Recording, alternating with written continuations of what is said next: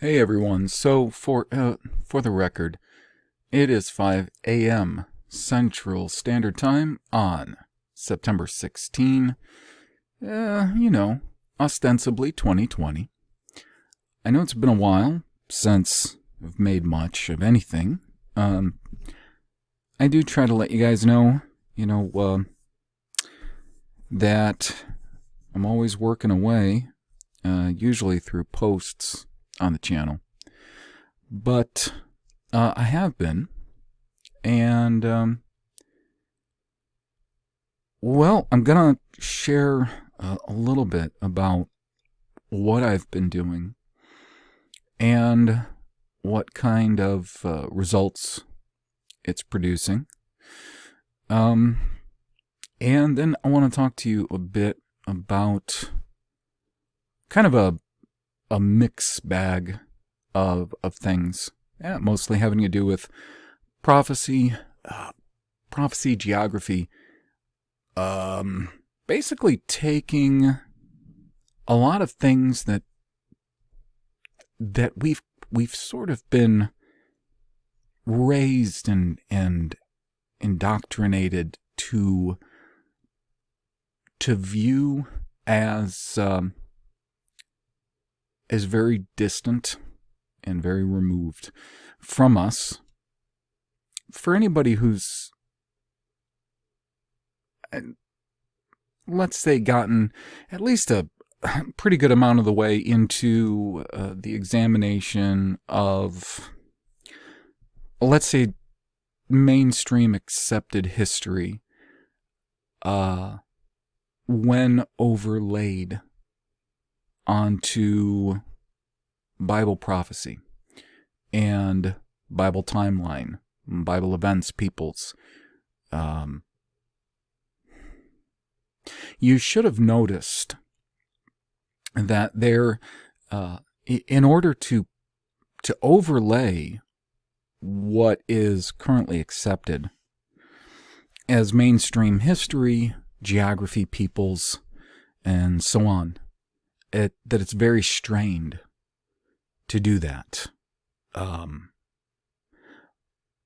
Those things, those reasons alone, give critics of the Bible ample material to attack.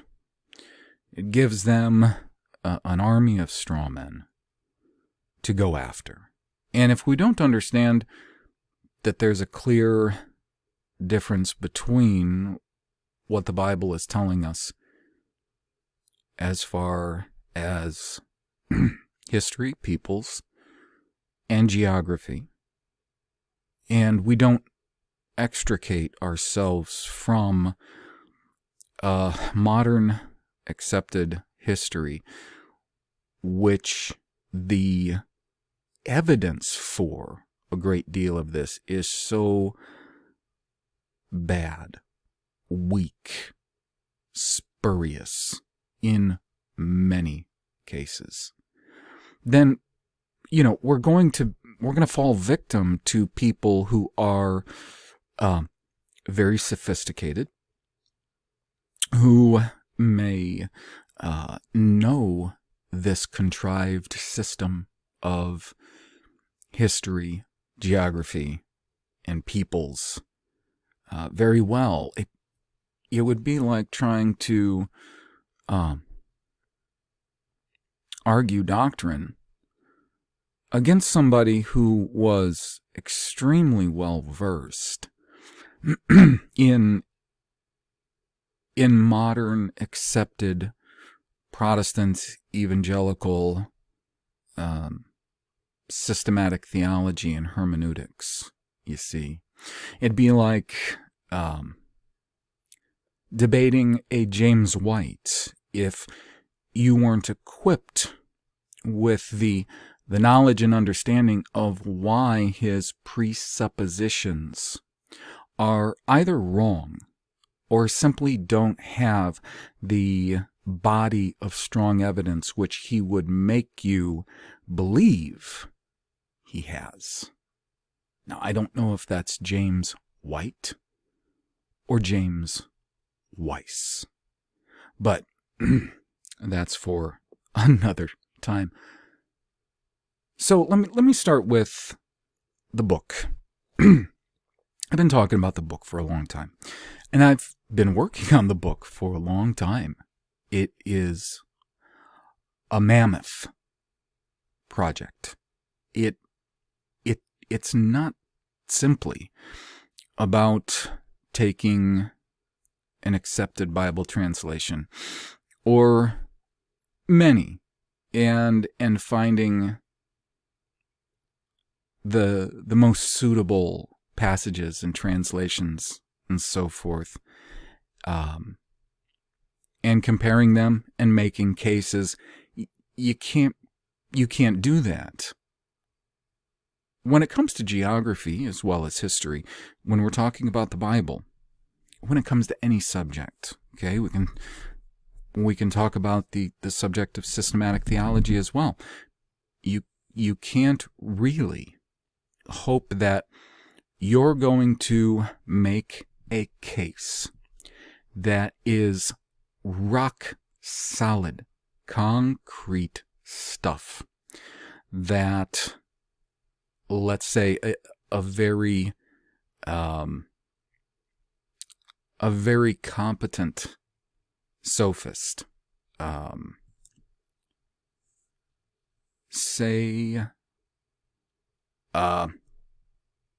try to give you a good example here. Who is that guy? He's a rabbi, of course. Now I can't think of his name. Anyways,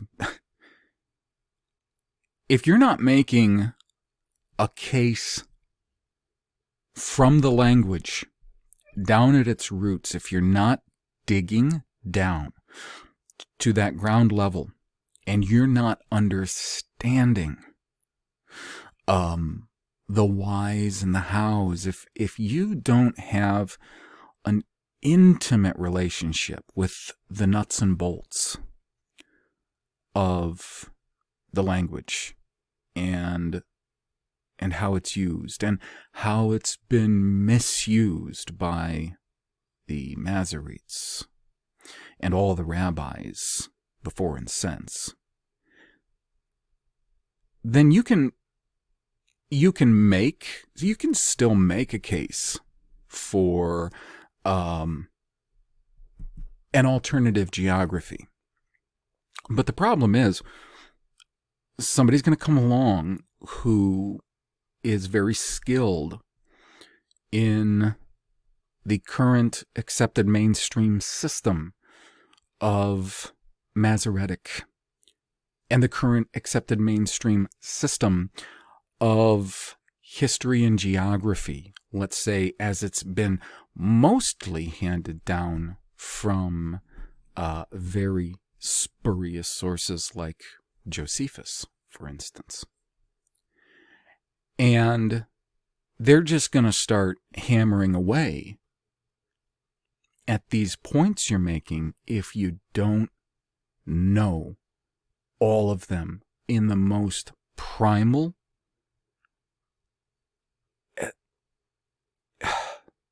I'm sure there's a better word,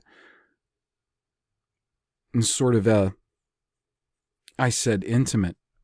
You got to make this stuff so much a part of you. That it's just second nature. That understanding the points that you're making, they're second nature. And what that requires is such in-depth study and such a knowledge of the material that it's akin to bathing in it. Now, I have already completed a good 6 or 7 chapters, some more lengthy than others. And when the book is done and I publish it, I will also be including the 3 articles that I wrote that I made audio presentations of: the patriarchs, their livestock, the land of Amory, and Euphrates, a problem of geography. However, I will be rewriting those so that, just in the sense that when I originally published those articles and as they stand at the obryproject.info website, project with a K, they use Obry characters written from left to right, as I always do with Obry, but the characters themselves now, unfortunately, I think it was a bit of either naivete or just not really considering the fact that even those characters as they stand, as much as many of them are so similar to our English letters, it still made the documents very hard for anybody to just pick up and read, which I'm not doing that in the book. In the book, everything that is in Obry is going to be presented in a simple phonetic way, and there will be a very simple phonetic key to it. So anybody will be able to read it, pronounce it, and all of them will have the Strong's Hebrew coded numbers with them. So anybody should be able to pick this up, read it, and understand what I'm saying. Obviously, there's going to be a lot of differences in it because it's just not as simple as, say, like a Commons Beaumont would try to present it. And unfortunately, there were all kinds of problems present in, for instance, Common Beaumont's presentation, and the bits and pieces of other people's presentations who have raised questions, at least, or raised doubts about the biblical narrative when compared and contrasted to current mainstream accepted timelines and geography. So, after writing a number of, I think, really good knockout style chapters, real heavy content each one, any one of them individually, just like those 3 papers, any one of them individually should cast an extraordinary amount of doubt on what we've been told, what's the location of the Bible. What happens is, a lot of times when I get to a new chapter, and I already have these ideas sketched out, I've based a lot of that on just my reading and studying so far. So I got to the point where I really needed to address directions.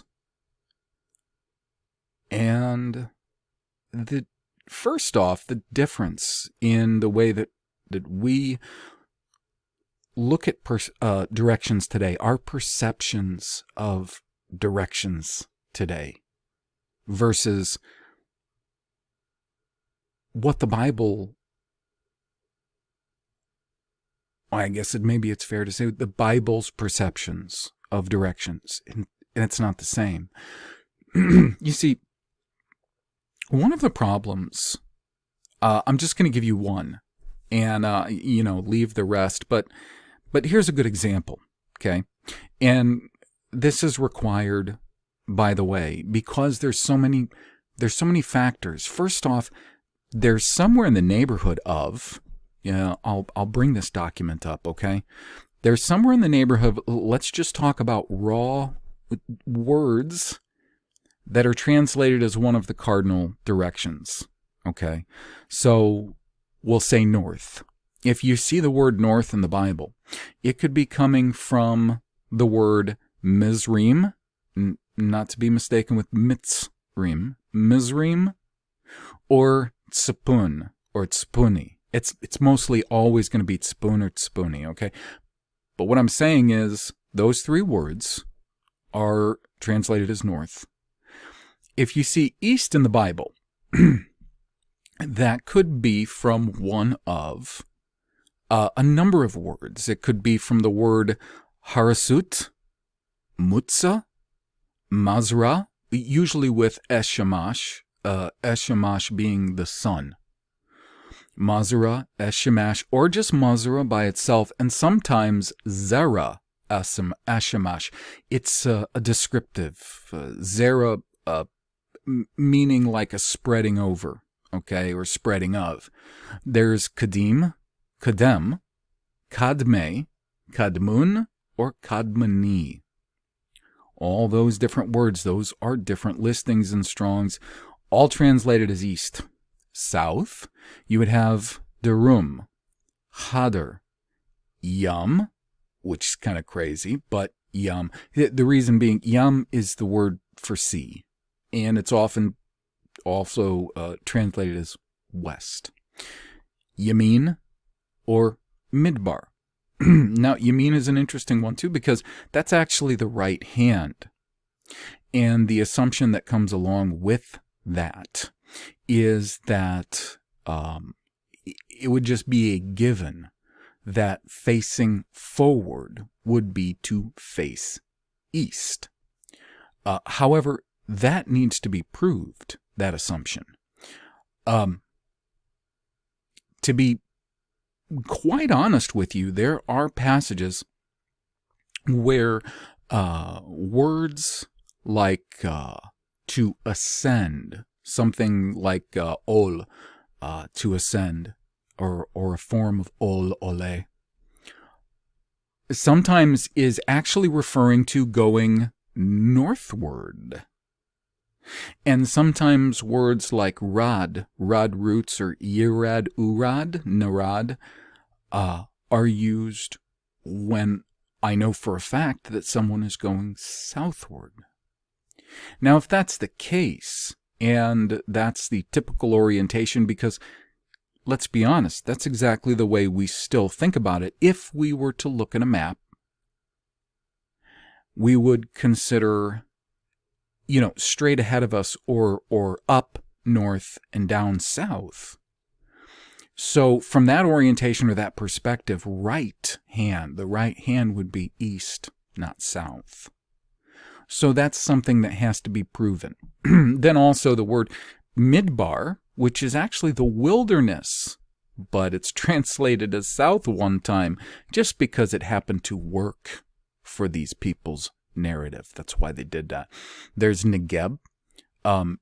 Negeb, not like the Negev desert in Palestine, is the most used translated word, south. And then there's Timan. This word, if it were a verb, would be, it would share a similar root, of course, with Yemen, the right hand, from like Benjamin, son of my right hand, Benjamin. The strange thing about both of those words, too, is that their root is, it's either yem or me. Yem being the sea. So that's interesting. Anyways, now then there's west. West, besides north, is the one with the fewest words that are translated as west. You either have yem, which is, of course, sea. You have Mabua. Mabua or bua, it comes from the root ba, and it means to go in or come in, but it always has the sense of in, as opposed to coming out like tsa. And it's often found with, again, Eshamash, the sun.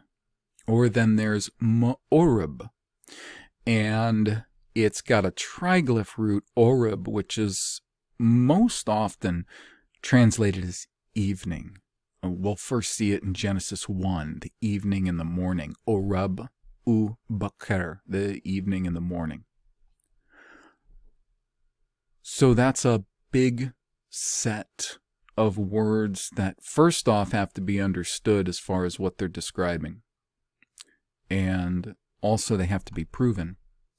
This has to be done because there are serious directional anomalies.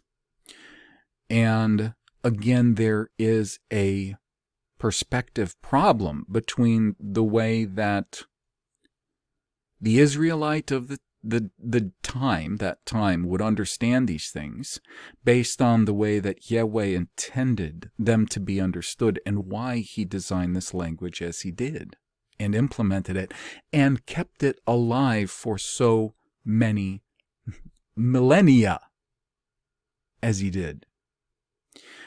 So I was going to tell you one of the real problems that I hope will help to illustrate to you why there is such a disconnect, a great gulf between the way that the Israelite of this time would have understood these things, directions, as opposed to the way we do today. A lot of Hermetic ideas and pseudoscience has contributed to the problems we have with understanding. So the pseudoscience of it all tells us that we are on a moving ball and that it has a magnetic north pole.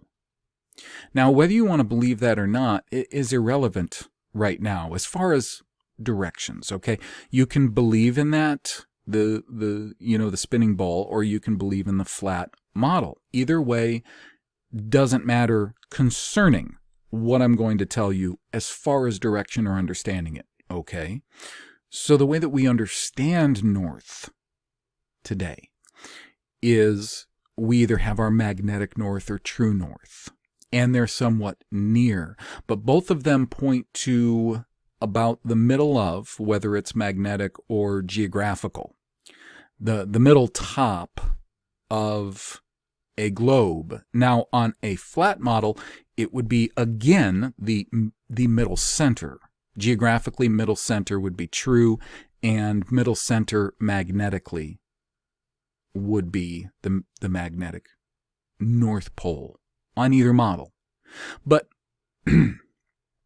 so what's weird and where our mental block comes from with looking at it the way that they do today as compared to biblically is the fact that today we would think north, let's say if we're in North America, and we're looking at a prophecy about somebody coming from far north, okay?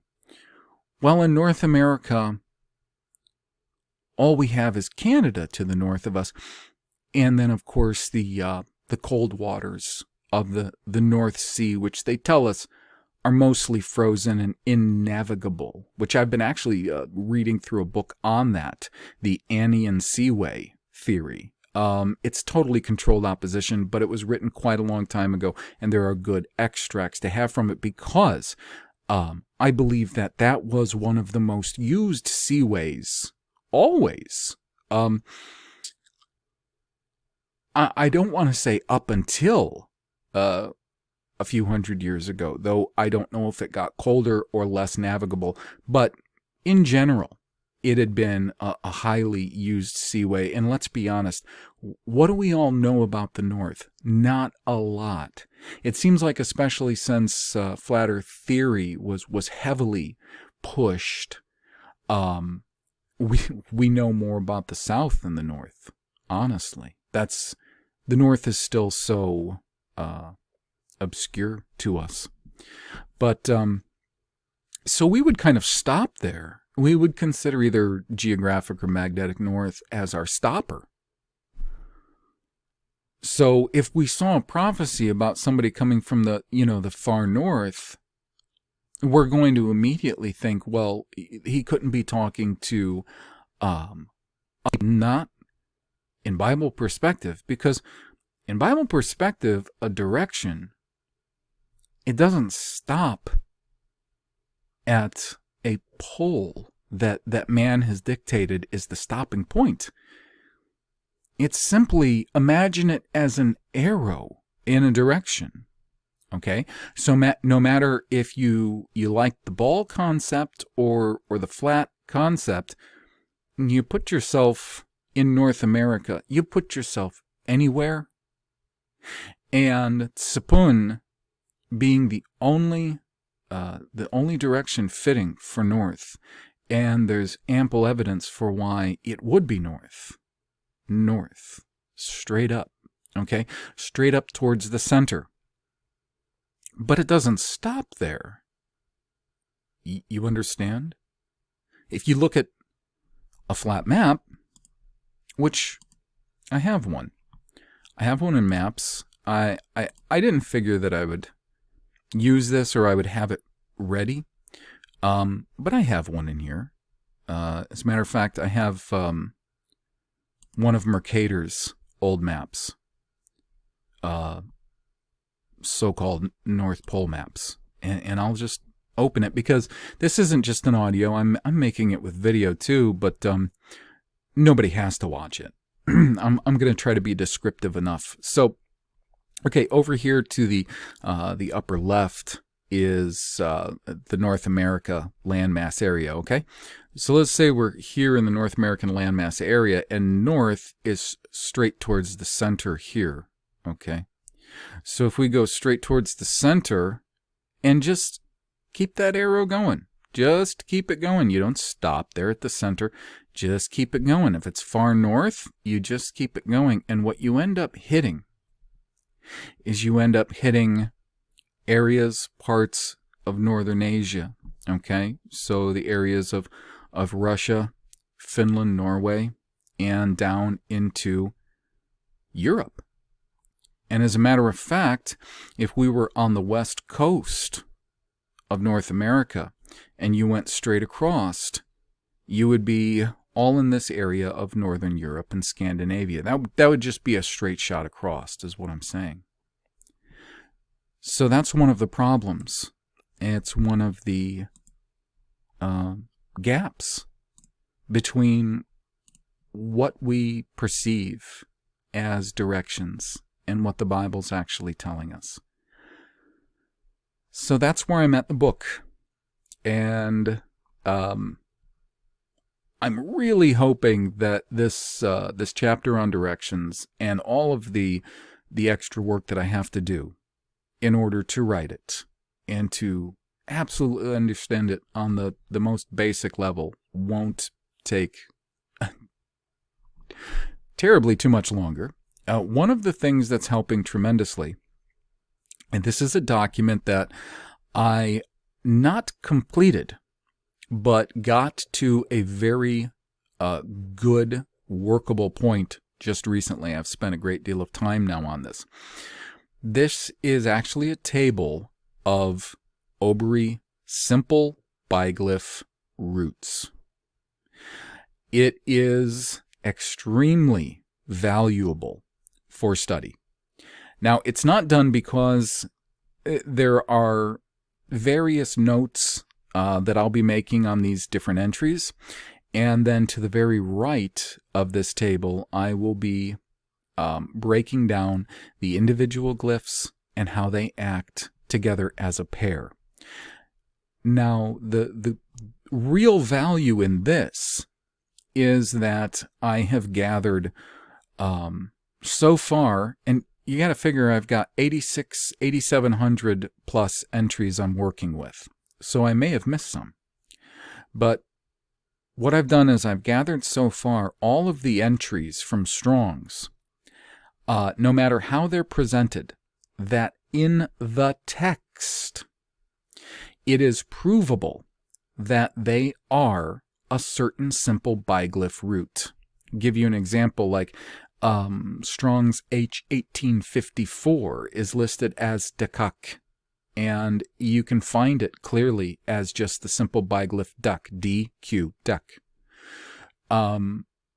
So you find enough of those, like in the case of duck, I've got 1, 2, 3, I've got 3 entries.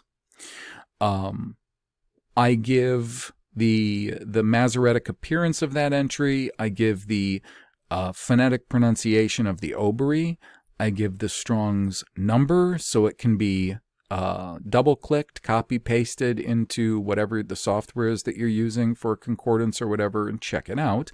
And I give most of its appearances. So usually you can tell right away if it's taking on a noun form or a verb form. Now, those are not the only forms, but those are the two main forms that you'll find words in. And you'll see this repeated over and over and over again. In the next column, I give you the type of speech that it would be classified as English speakers, okay? The column after that is going to be cognates used to reinforce that root. The next column is going to be any various notes that I need to make about these entries. The last column is going to be where I take, let's say there's 3 entries on doc. I will, all of these cells will be merged into one cell. And like I said, there will be the breakdown of the individual glyphs and then the simple root and how all of them work together. Now, I just started doing that part of this, and it produces excellent results. I'm going to give you a quick example, and then I'm going to move on to some of the things I wanted to talk about on prophecy and geography. So, for instance, I have 3 entries of the simple biglyph root pun, P-N, pun. The first one is designated as a noun, and it's translated as corner only a couple of times. However, it has a cognate of pane, which is translated corner or chief, like a leader of a people or a tribe, and that's translated a lot of times. You'll see that quite a bit. So it has a lot of evidence. The next pun is a conjunction, and it's used as lest or unless, and a few other ways, but mostly you'll see lest or unless, that sort of conjunction. The last one, a verb, and it's mostly translated as turn, look, or regard. Now, I haven't filled in all of the relevant cognates yet, but I did go through them yesterday a great deal. Now, here's what I've found. You've got those 3 different entries. One, a noun, that's oftentimes translated as corner or chief. The other one, a conjunction, that's used as lest or unless. And the other, a verb for like turn, look, or regard. So the thing is this. The P is representative of an edge or a lip. The N is representative of a projection, a flowing to, from. That's why the N is used at the front of so many verbs. So, face or to face or projection of, either an edge or a corner. Now, it is the face of a man, land, or a thing, and it's also the projection of. Thus, why sometimes it seems suitable for corner. It acts as a conjunction. Now, get this. And this is why there should always be a consistency in these roots, how they're used and what they are. This is really interesting. It acts as a conjunction in the sense of facing or projecting the former clause to the latter clause. And we'll see it used early on in, for instance, Genesis 3, when Yahweh says he's going to guard the tree of life and he drives man from the garden. He says that he will guard the tree of life, pun, lest man should eat of it now and live forever. It follows a former clause and faces it to the latter clause. Cause and effect. It faces, turns, gives you direction from the one to the other. That's how this should theoretically work, and that's how it is working. So, I'm not going to post this document yet at the Obery Project website on resources, simply because it's not done, or at least done enough. But for anybody who wants to do this kind of serious study, and you want to look at these things and you want to start seeing what kind of comparisons you can make, just let me know. You can contact me through the Obery Project website.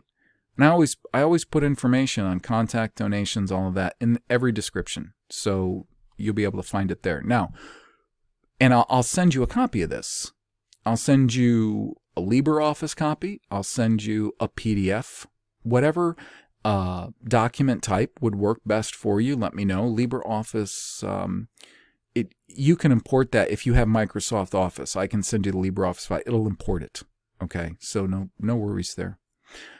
So I want to go from that to talking a bit about this prophecy fulfilled scene in our own time, and maybe various peoples and goodies, kind of bits and pieces all surrounding that. Okay, so most of what I'm going to tell you about biblically, I don't have the time to fully read the passages to you, because then the video would become extremely long. So I'm going to leave it up to you to go and read these and consider a lot of things I'm saying. Okay. The scope of world history, with a central focus on Israel, is laid out in two different ways between Daniel chapter 2 and Daniel chapter 7. Daniel chapter 2 is the dream Nebuchadnezzar has and the statue and the interpretation by Daniel. And then Daniel chapter 7 is, and I'm going to assert this with some backup, is sort of a reinterpretation of 2. And then we see more of a fulfillment of that in Revelation. But no one's going to really understand Revelation if you don't understand those scopes of history we find in Daniel. And it's not only 2 and 7 we find them. We find it in 8 through 12 as well. And there's massive amounts of detail in those chapters. Huge amounts of detail. So in Daniel chapter 7, it's essentially a retelling, but instead of types of precious metals, to the point of non-precious metals in the feet and toes, it's actually iron and clay. It's a relatively decent translation of these things, but it's a mix of two things that aren't supposed to mix, and so they don't mix. And then we get a bit of a view in that also in Daniel 7 when we see the fourth beast. There's a fourth beast, and it's not like these other beasts, which is an identifiable animal. This is something not readily identifiable, and kind of in the same way as we see with these legs and then this these feet of a mixture of two elements that don't mix. That fourth beast is another representation of that. What we get in Daniel 7 is a far broader sweep than what we get in Revelation 12 and 13, which is far more focused and detailed.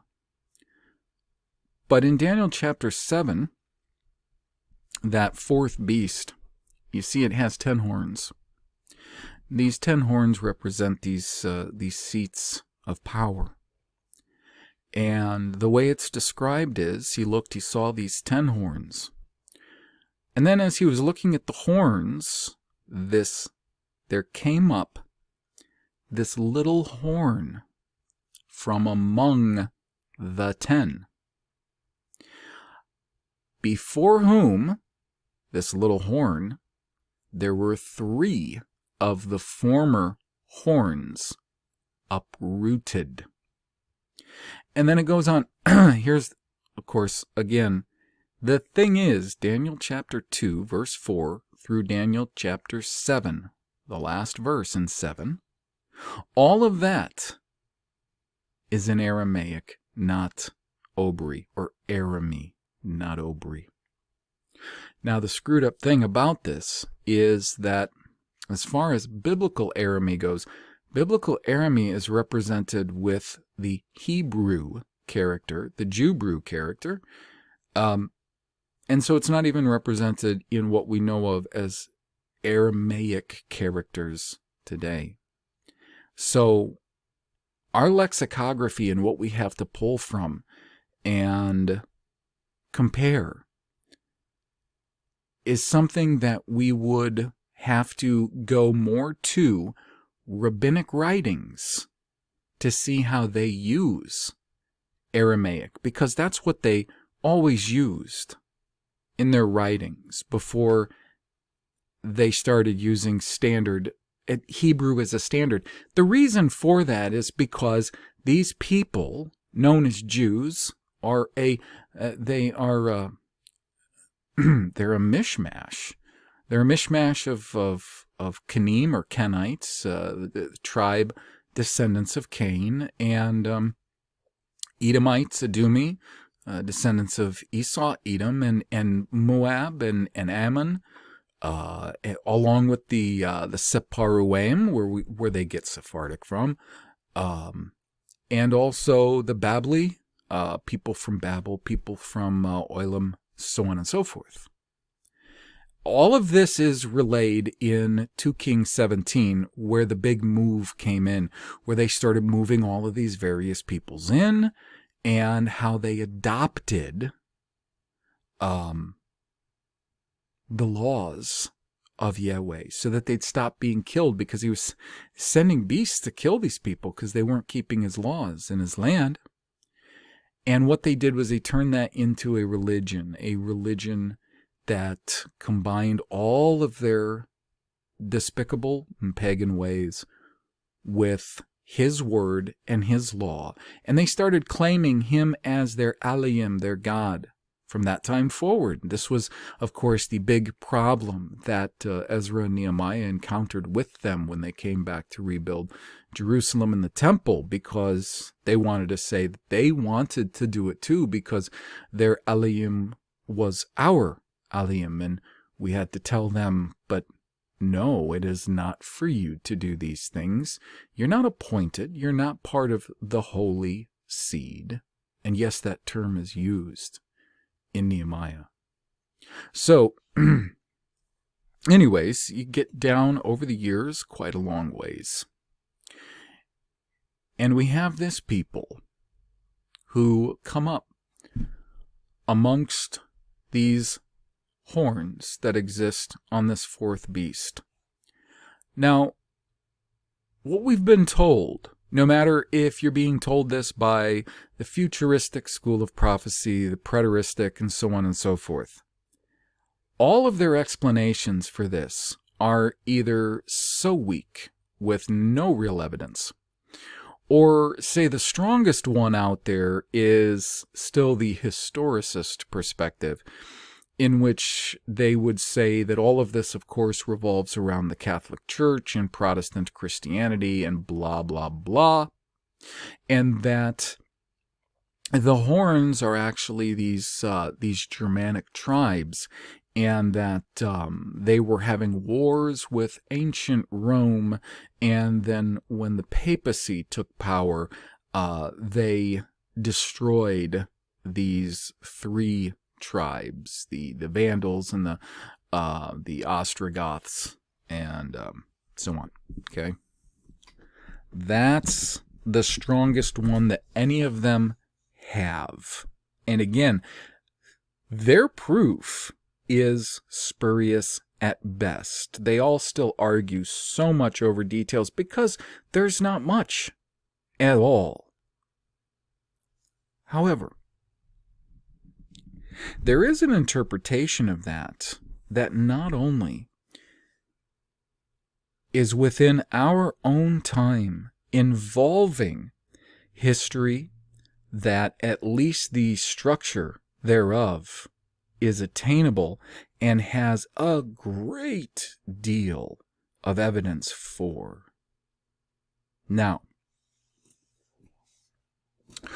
when many of us Israelites, our fathers, migrated from their homeland through displacement, heavily displacement, some, of course, simply volunteered to go and migrate out. Just like the Noahites, the sons of Noah, they voluntarily migrated away from the land. That is the land of Amorrhea. When we were displaced, eventually, mostly, let's just bring it up to the time of post-Yeshua, post-Christ, and the great cataclysms and wars and terrible things that happened not long after, that he warned about in Matthew 24. So then there would have been another large displacement of our people. Judgment. Judgment on what Judahites and Israelites were left still in the land. And there was a great deal of judgment on the land itself. It became a land of, well, I guess in sort of modern English terms, a land of reproach and hissing, a land that even passers-by would say was cursed for a very long time. Nobody came around. So before then, those that were left of us were again transported elsewhere. Elsewhere being to the regions of the kingdoms being occupied by other Noahites. You see, the third kingdom that would come up, we knew of the first two. The first one, Daniel said clearly in Daniel 2, was Babel and Nebuchadnezzar. The kingdom of the Kashdim, not the Chaldeans, the Kashdim. The second one we know was the Madi and Parasi. The third one is named as Iyun. Now, Iyun, or John, or Ivan, depending on how it would be translated into whatever various languages were spawned from the Noahites. This one comes along afterwards and really takes over all of the lands and kingdoms that had been possessed by the kingdom of Paris and Madi. Now, we don't have any evidence other than secular history that that kingdom of Iyun was taken over, translated into this kingdom of Rome. And as a matter of fact, when you look at it very closely, those two kingdoms that we're told of by secular history, being the kingdom spurious history, the kingdoms of Greece and Rome, being world kingdoms. I'm not saying those people never had kingdoms or never had high culture. I'm saying what we've been told about them ruling the world and when they were supposedly the world rulers is what's in question. Now, this kingdom was likely, the Iyun, the third kingdom, was likely the kingdom that was still presiding over all the peoples and lands that before that Paris and Madi had. Now in your Bible you'll see it as Persia and Mede, or the Medes, okay? But it is phonetically in Obri, Paris and Madi. And I'm going to point out some interesting things specifically about Paris right now. Or coming up. So we have no proof other than a term in the New Testament, Rama, which literally could just be, since there are so many words inserted in here that are just Obery transliterations, phonetic Obery transliterations, just like Gehenna. That's just from Gi Enem. But anyways, that word, the root of that word, having to do with exaltation or an oppression. Rama. Okay? That's how they were referred to. And it was likely very general in that sense. It doesn't change the fact that those people likely came from this Iyun. Iyun being a son of Japheth, Yepet, and one of his sons being Tarshish. What I'm telling you is that based on everything I know, I've researched what I know about the Bible, and what I know that accepted mainstream history tells us, contrasted with a lot of various theories that are being posited by Tatarian researchers, that third great kingdom that reigned for quite a long time was likely what people are calling, in one way, what they're calling Tartaria, in the sense that it was a kingdom that was likely a conglomeration type of kingdom. I don't know how much about multi-culti, but at least a conglomeration of Noahites. Now, I don't think that that's the full expression of what people see as Tartaria. I think a lot of people that look into that, what they're seeing oftentimes is signs of the Noahites all around the world, because that's just the kind of people we are and have always been. We travel the world. We sail. We find ways to move across land and air and sea. Always. So why wouldn't there be fingerprints of our high civilization, high culture, high architecture everywhere? Okay. However, that third kingdom was eventually translated into a sort of fourth kingdom that wasn't as clearly defined and recognizable like the third. This is that last beast with these 10 horns, because it has all these various seats of power. So when you want to look down all that we know and have as pretty strong history, the most likely candidate that will emerge is the kings of Europe, which, even though there is ample evidence that who are called the Germanic tribes did overthrow or displace a great deal of the people that were once the inhabitants of Europe. In the areas of Ashkenaz, the various Germans displaced them to a large degree.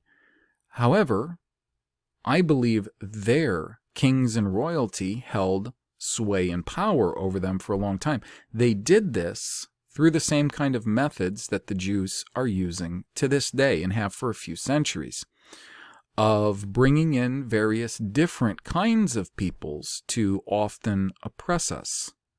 They displaced Ashkenaz in the area of Germany. That's why it's still called Ashkenaz. It's not because the Germans are of that line of people. It's because that was the name traditionally. You see, the Brits, the Celts, the Welsh displaced Picts. which more than likely are the reason that you will find people that aren't like the rest of us, Germanics, Celts, and Anglos, in those areas of the British Isles. They're not like us. They're different in form and behavior. A lot of them are likely called pikeys, picked pikey. But anyways, I digress. Those kings of Europe who were likely not the same as us because of the ways they ruled over us, those were the 10 horns. And the little horn that came up amongst them, I think we all know to this day who that is. Because when he comes up amongst them, get it? Because he lived amongst them. He didn't have his own separate kingdom. It came up amongst them. And it uprooted 3. Now, what 3 are the most important, pivotal uprootings that we would have in our own time? The first would be the revolution and regicide effected in Cromwell's England.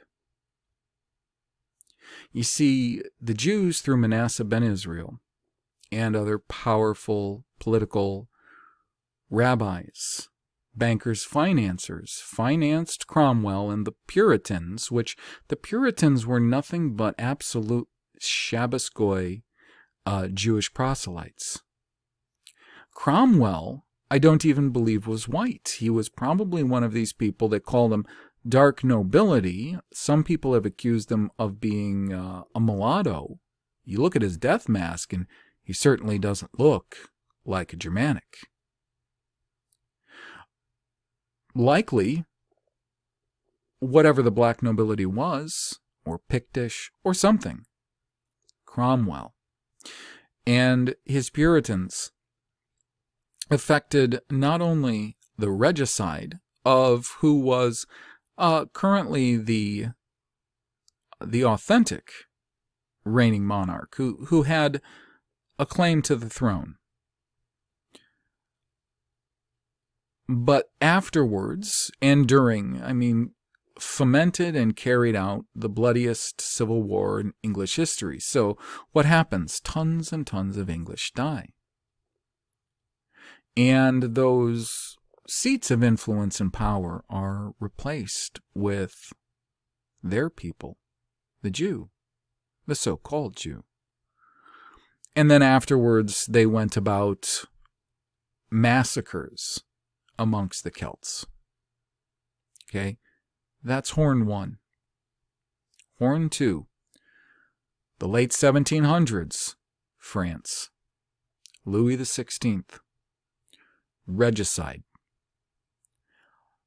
Also, at the same time and following, the greatest, bloodiest, not revolution, civil war, murdering scores and scores and scores of people, the people of France.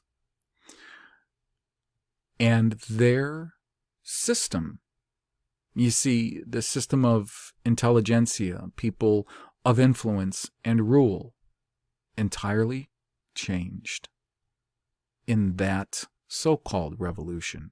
It was an uprooting. And the last, the early 20th century Russia. Tsar Nicholas and his family. Followed by the bloodiest massacre of people, of common people of Russia, which I believe is named in Ezekiel 38 and 39 as Tarshish. Maybe just because of the land, maybe because those are the descendants of Tarshish. Anyways, and then many ethnic Germans that had been brought in by Catherine living in the Ukraine, and Ukrainians. 3 horns. 3 horns. Uprooted. Now, after this happens, that little horn goes about making war on the saints. Now, when you see saints, that's speaking of Yahweh's Israel. From the time of this uprooting forward, the wars waged by these countries, in large part, were not only against its own people, okay, because we have England and Ephraim, they warred against their own people, and they warred against the Celts, those of the Galut, the Celts, the Gauls. They warred against the people of France. Now, France warred against other Germanic peoples. And then, in her own time, after that 3rd horn was uprooted in Russia, 3 of those powers, Russia under the banner of the Soviet Union, England, and France, all warred against Germany. Germany just being an expression of all the various tribes of people living there. And when I say Germany and Germanics, it's not that I don't believe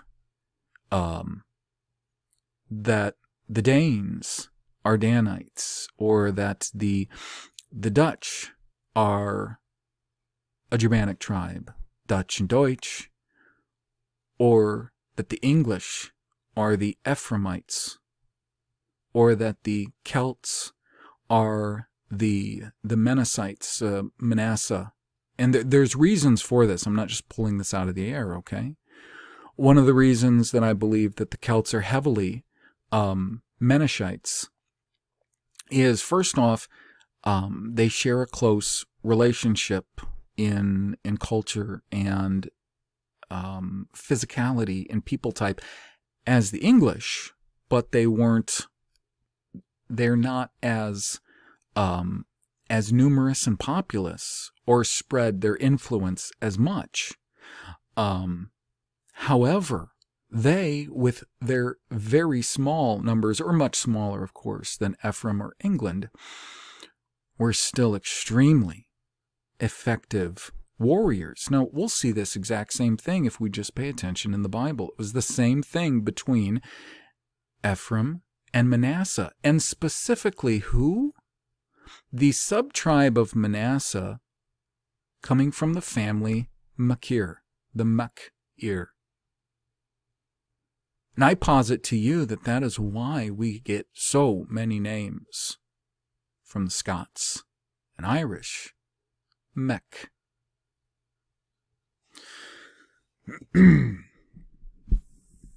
So, instead of this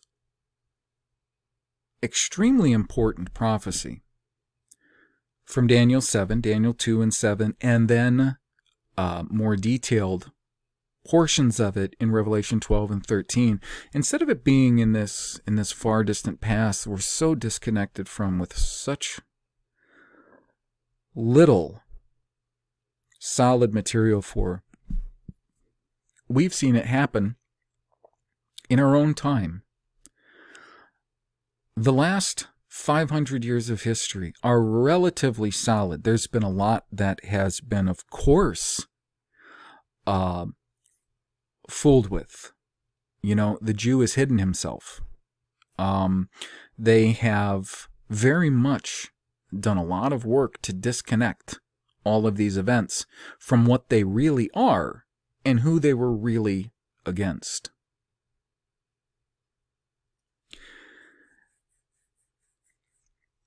So, that's one thing, and I think that's very important to keep in mind when you're considering prophecy. That little horn is exactly who I just said it is. Those 3 horns it uprooted are exactly who I just described they were. Those are three of the most important events in what we can call modern history in general. Now, don't tell me the Bible did not prophesy of them. And then that little horn controlling that beast, just like the prostitutes does in Revelation 16, makes war on the saints. But there's good news. Like Daniel 7:22, until the Ancient of Days came, and judgment was given to the saints of the Most High, and the time came that the saints possess the kingdom. Thus he said, the fourth beast shall be the fourth kingdom upon earth, which shall be diverse, diversity, from all kingdoms, and shall devour the whole earth. Really? Do you suppose that little horn in their kingdom has devoured the whole earth, and shall tread it down, and break it in pieces, like balkanizing? And the 10 horns out of this kingdom, they were 10 kings that shall arise, and another shall rise after them. He shall be diverse from the first. He wasn't like them. He wasn't like them, was he? And he knows he's not. They're racially diverse. They're not the same. And he shall, look, when I said that I didn't think that necessarily those kings were from the same stock as Israelites, because of what they did, because so many of them would bring these people into their countries to rob and steal from their own subjects, because they were afraid to do it under the banner of Christianity. Okay, I have my serious doubts that those kings came from the stock of Israel. Some of them, maybe. But the whole point is this, whether they did or didn't, whether they were from, Japheth or another tribe of Shem or what, they were still racially similar. And they were still not like this other group that came forward, which is just an absolute mamzer creature. Okay? He was diverse from those other kings, and you know they are. And he shall speak great words against the Most High. Does that sound familiar? And he shall wear out the saints of the Most High. And think what? What does he think? To change times and laws. And they shall be given into his hand until a time, a times, and a dividing of time. I'm not absolutely positive that's what most of the historicists have told us. Like 1260 years or something like that. I'm not sure of that because of the different words that are used for times. Okay?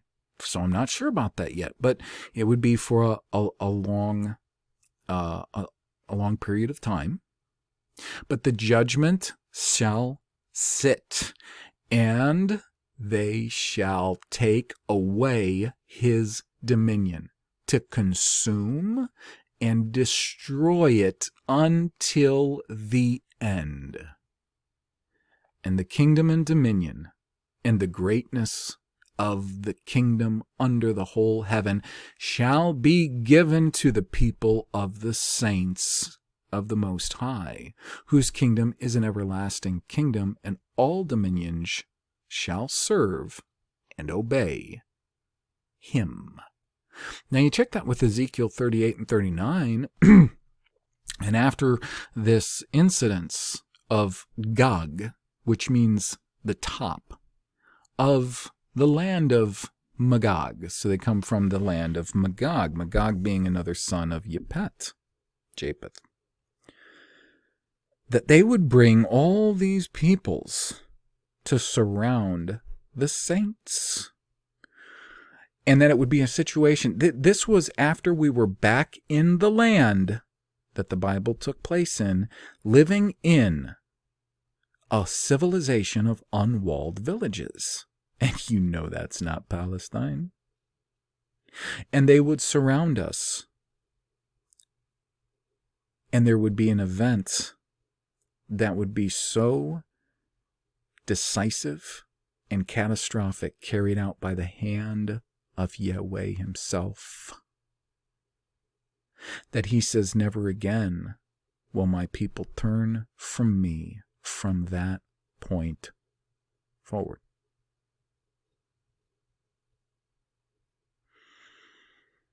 Prophecy is very real, it's very accurate, and it is being fulfilled in our own days.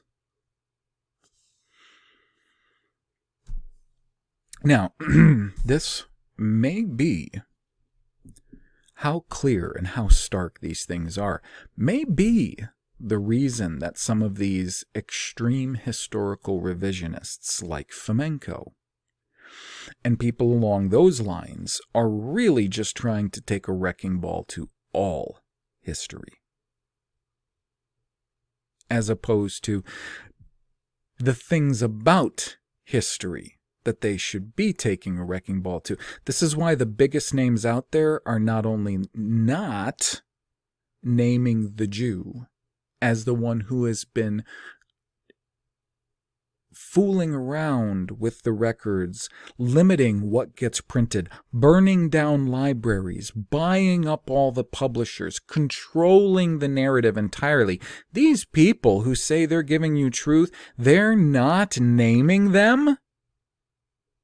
And they have names like John Levi, Martin Lidke, and anyone who goes along with them, because they're not picking out the problems and naming who's at the core.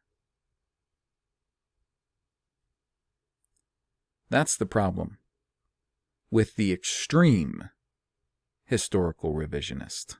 These people, you have to chicken and bone hard.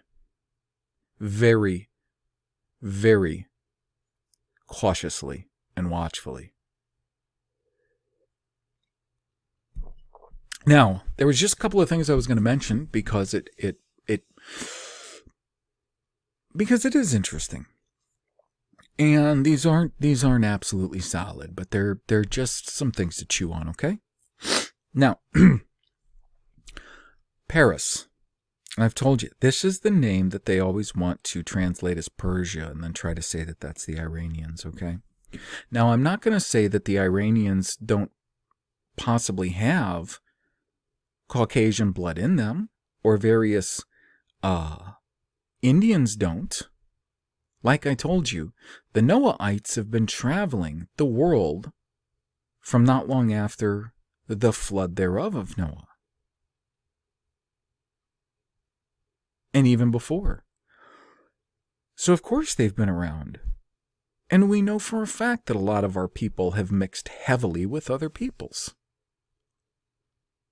But that does not make Iran the Paris of the Bible. They can call themselves whatever they want. It doesn't make it so. They can believe they was kings, and it doesn't make it so. Now, is there something to the fact that they have so much Noahite blood? I'm sure there is. But it simply doesn't make them the Paris of the Bible. In fact, I would posit to you that it is absolutely uncanny. And feel free to delve in much deeper than myself, because I don't have the time to go as deep into some of these things as maybe I would like. Why so many places along the coast of northern mainland Europe bear the phonetic root Paris? What do I mean? There's Prussia, the area of Prussia. There is the area of Frisia. When you see an F, it's a P. Frisia. And do I even need to mention Paris? Where was Paris to come from in Bible prophecies when Jeremiah was prophesying against the king of Babel? From the north, from the north, a kingdom would come and destroy Babel from the north. And Babel was prophesied to come from the north because Babel was north of Canaan. Remember what I told you earlier about directions from the far north. If you follow North America all the way across a flat map, you end up in the regions of Scandinavia, Northern Europe, or the area that we would consider as West Russia, Scandinavia, Northern Europe. So, were the Parsi, that kingdom, very much like ourselves? Of course they were. Of course they were. Have we fought amongst ourselves, us all being Noahites, through most of our history? Of course we have. The greatest wars in the world have been wars amongst ourselves. Of course they have. Are we and the people in the Bible very much similar in a lot of ways? Yes. Now, what is it about the Jew that is so racially dissimilar? Well, first off, we're talking about the compilation or combination of a number of different peoples that had lived in the land of Canaan with us for a very, very long time. And also the combination of them intermingling themselves. Furthermore, perhaps with this people that most would look to as Khazars. Essentially, if you combine the seed of Cain with the seed of Ishmael, with the seed of Esau, with the seed of Ammon and Moab, and so on and so on and so forth, and then combine that with the seed of the people that we call Khazar, which again, that whole story about them is so far removed and such little material from it. How much of that is accurate, how much isn't, I don't know. But you combine with their seed, because we don't know of them living any other way but among us, just like it says here in Daniel 7, from among those 10 horns. And they've always lived among us. But they simply added to their seed, and they constantly do this. You know, with Sabbatai Tzvi in the 1600s, they did this. With the Turks, with Arabs. Look, that's the thing. They mix and they mix and they mix and they mix and they mix and they mix. Some mix more heavily towards Noahites. Some mix more heavily towards Middle Easterners. Don't even want to call them Arabs. I mean, there's various different kinds of Middle Easterners. Some have mixed heavily with Africans, Chinese. Okay? And they are diverse.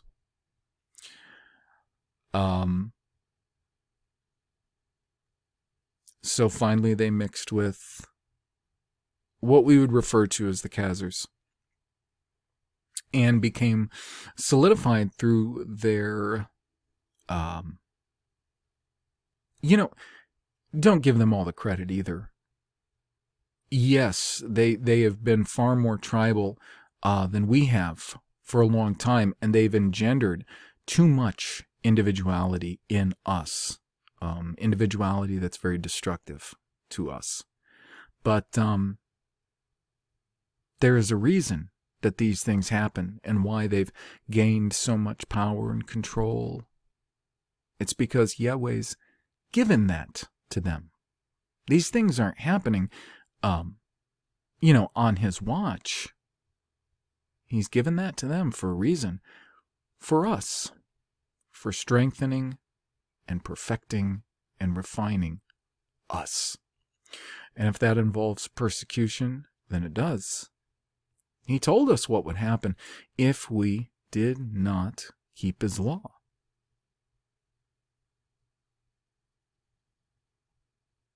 So that's some real history. That's some history that you can overlay with the Bible narrative and really have something, as opposed to all of these other narratives which we don't have any real substance for evidence of them being real, that have been published and reproduced and pushed by the same little horn that did everything that I just described. What are you going to believe? So, with that, anyways, I'm an hour 20 in. That's basically about everything I want to talk about. So, great. Again, anybody who wants to take a look at that root list that I have so far, send me an email and just request it. Tell me if you'd rather have it in a file that you can open up in Office or a PDF, and I'll send you either one. And that's the only thing. I export these files typically as PDFs because that's what I post at the website. If you want it in some other file format, then you're going to have LibreOffice or Microsoft Office, and the OCX file I give you, Office will open. And Office will change for you. You can do that, okay? So hopefully I'll be coming at you with more stuff here real soon. All right. So everybody, take care.